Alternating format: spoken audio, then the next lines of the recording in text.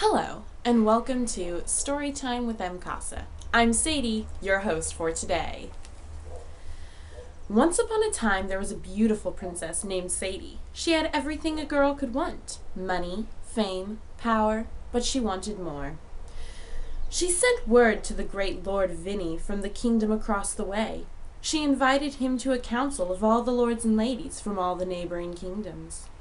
Wishing her desires be heard only by the great Lord Vinny, she used a method only in its early stages of development called non-inviting, sending word to the other lords and ladies far too late for them to properly attire themselves and arrive at an appropriate hour.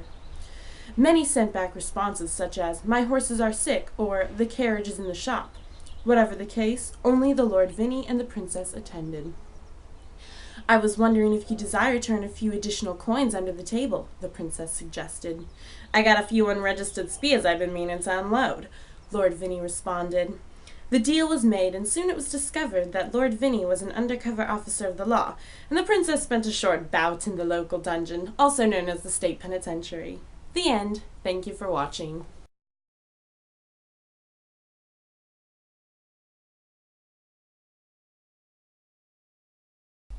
Welcome to Storytime with EmCaSa. I'm Emma, your host for the day.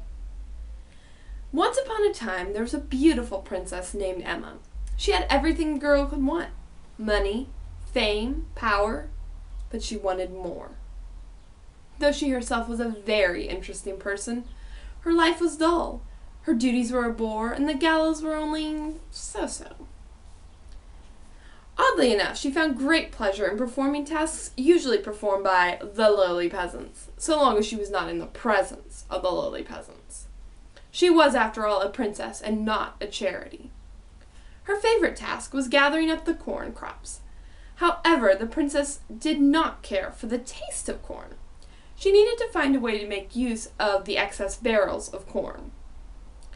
She discovered that with a few berries, some of the corn crops, of course, a little time, and just a little bit of patience, she could create a very unique beverage. When served at galas and royal councils, they were significantly more interesting, and the princess's life was significantly less dull. But with the growing popularity of YouTubing, the local royals began losing respect and their dignity. Their subjects pointed and snickered at them, even when imprisoned for doing so. When it was discovered who had created the corn concoction, the princess spent a short bout in the local dungeon, also known as the Slammer. The end, and thank you for watching.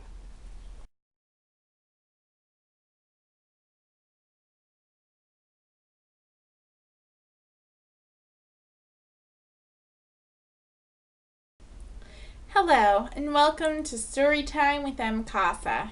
I'm Carrie, your host for today. Once upon a time, there was a beautiful princess named Carrie. She had everything a girl could want: money, fame, power. But she wanted more. She was in love with a prince from the kingdom just across the way, and he too was in love with her.